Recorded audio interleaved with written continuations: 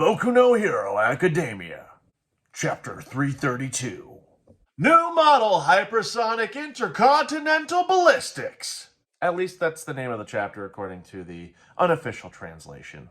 I'd recommend going with the official translations through Viz Media, which should be published in 2 days after this video is released. Just because for the official translation, sometimes the titles change, and not to mention the translations are more reliable and canon.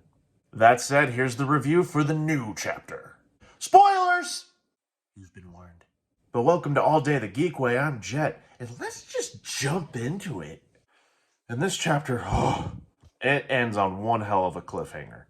Though you can probably say the outcome of this chapter is fairly predictable. I do enjoy that we get a little bit more backstory into Stars and Stripes, and also get to know how she views her comrades. Especially when her comrades are talking about her quirk and being like, yeah, maybe it's limited because you're a woman. Yeah, it's a load of crap. And they say that themselves.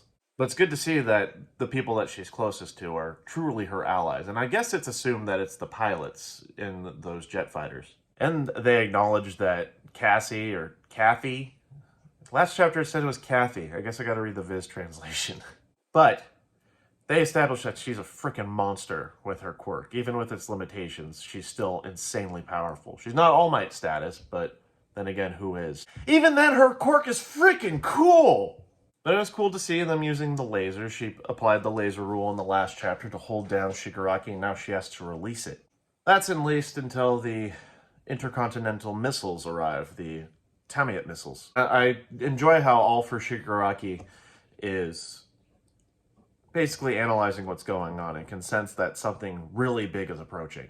And it was really cool to see the atmospheric pressure that Star applied to make herself like 1,000 times the size and also like have a lot of pressure put on, going from the laser rule to grabbing the Tiamat missiles and throwing them toward All for Shigar 1. She applies the new order as just like the Tiamat will rotate around and then it's going to fire on Shigaraki, who's been pinned on the ground by the lasers. And the jets are focusing fire on him as well.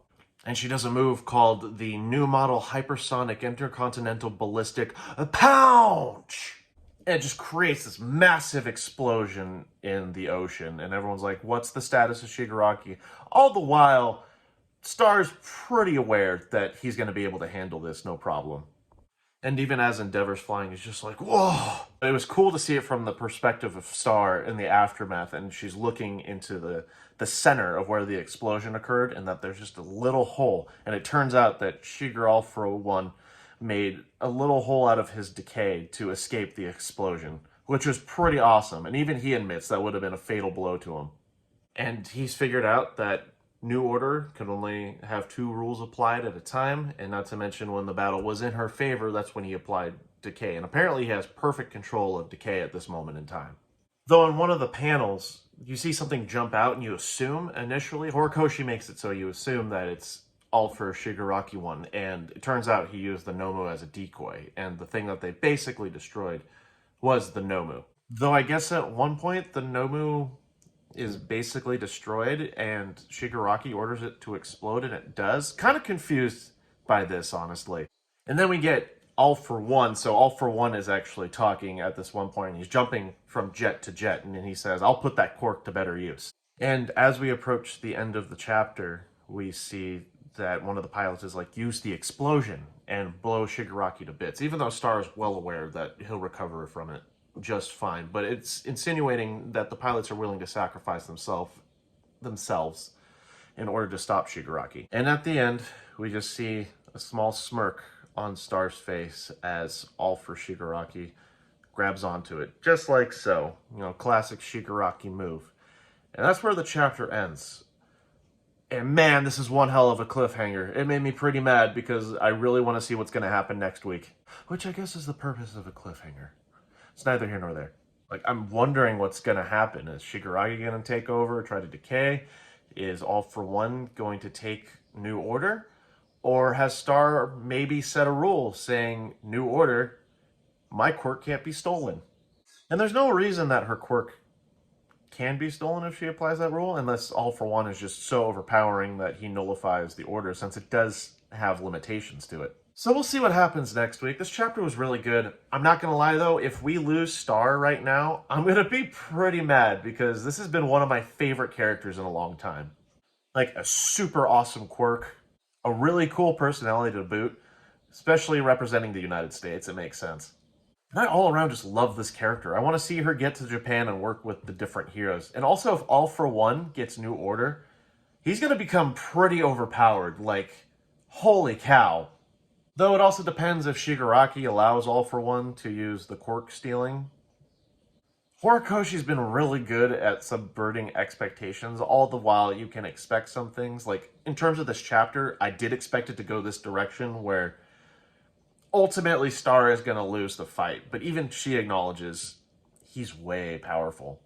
But he's been subverting expectations in the sense of we don't know exactly what's going to happen in the next chapter. Like, a bunch of crazy stuff keeps happening.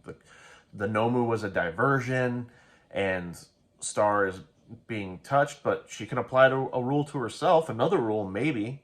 Maybe she'll last second punch All For Shigaraki off of her. Who knows? Overall, this chapter is very impressive.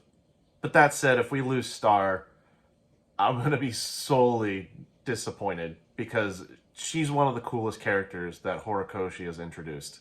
And I want to see her interact with other heroes. I want to see her interact with All Might and Endeavor and Hawks. Like, it's kind of well established that the top heroes in all of the world really need to band together to stop Shigaraki, All For One, whoever. Though in the end, let's be real, it's gonna be my boy Midoriya. My boy Midoriya. Anyway, at this point, I can just go on a tangent about the chapters and what to expect, so I'll stop it right here. Thanks for taking the time to look at this review. And if you enjoy the content, please seriously consider subscribing. It really helps out. And what do you think of this chapter? Leave something in the comments below. What do you think of Star so far? What do you think of this fight? Just tell me things to get a conversation going. In the meantime, I hope you continue to enjoy your day the geek way. See ya!